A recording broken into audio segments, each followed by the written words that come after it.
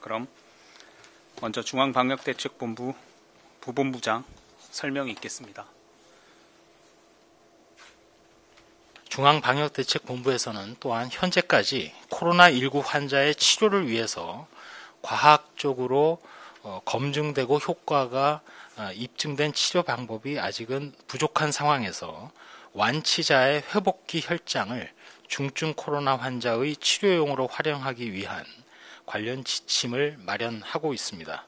우리나라에서는 지난 2015년에도 중증 메르스 환자 치료를 위해서 당시 메르스의 회복기 환자의 혈장을 사용한 바 있고, 최근 일부의 보고이지만 중국에서도 중증 코로나19 환자에게 완치자 혈장을 투여해서 치료 효과가 있다는 일부 보고도 있기 때문에 이를 감안하여 관련된 지침을 마련하고 있습니다. 코로나 혈장을 치료에 활용하는 것 관련해서 지난주에 임상시험에 착수하겠다고 밝힌 것으로 기억합니다.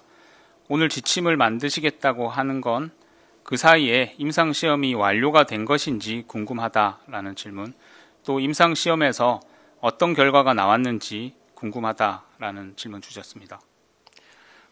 지난주에 그 연구과제로서 말씀드렸던 것은 그 회복기 환자의 혈장을 확보를 해서 일정량을 그 혈장에서 면역 방어력을 보이는 항체를 가지고 치료제식으로 준비를 해서 그 부분을 필요할 경우 임상시험을 하겠다는 그런 취지의 연구과제의 발표였고, 오늘 말씀드린 것은 마치 수혈을 하듯이 유사시에 그 대비해서 회복한 환자의 혈액 속에는 코로나19에 맞서 싸울 수 있는 항체가 이뮤노글로불린 G 같은 것이, 또는 때에 따라서는 다른 여러 가지 그 항체들이 형성돼 있을 것으로 판단이 되기 때문에, 메르스 때도 그 당시 중증 메르스 환자의 경우 약 9건 정도 치료 항체 혈장을 가지고, 회복기 환자의 혈장을 가지고 치료 시도를 한 적이 있습니다. 따라서 이번에도 그런 시도를 하기 위해서 지침, 즉 그 어떤 상태의 환자에게서 어떤 주기로 또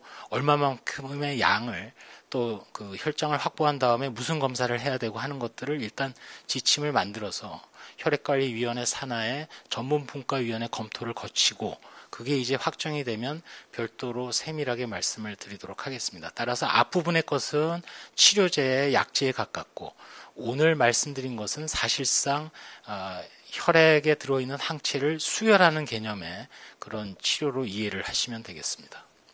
혈장 치료는 국내에서도 연구가 있었던 건지 해외 사례만 참고한 건지 궁금하고, 완치자들의 혈장은 어떻게 확보할 계획인지 질문 주셨습니다. 이에 더해서 어떤 식으로 치료가 진행되며 이를 위해 기존 완치자들로부터 어떤 도움을 받게 되는지 설명 부탁한다는 질문입니다. 임상 전문가들 중에 일부에서는 이러한 혈장 치료에 대해서 비관적으로 또 효과가 거의 없다고 주장하시는 의견도 상당수가 있는 것이 사실입니다.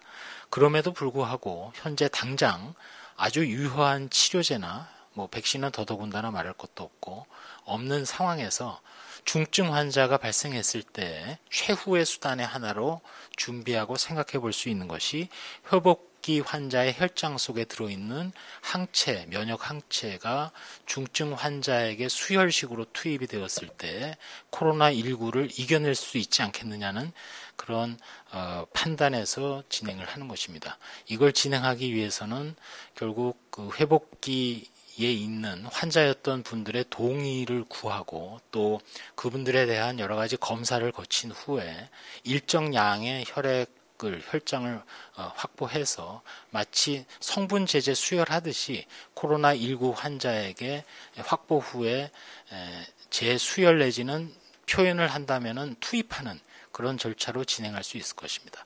다만 이 부분은 아직 지침이 최종 혈액관리위원회를 통과되지는 않았고, 다만 사전에 지금 각종 수혈학회라든지 전문가들의 의견은 수렴을 해서 지침을 현재 심의하고 있는 그런 과정입니다.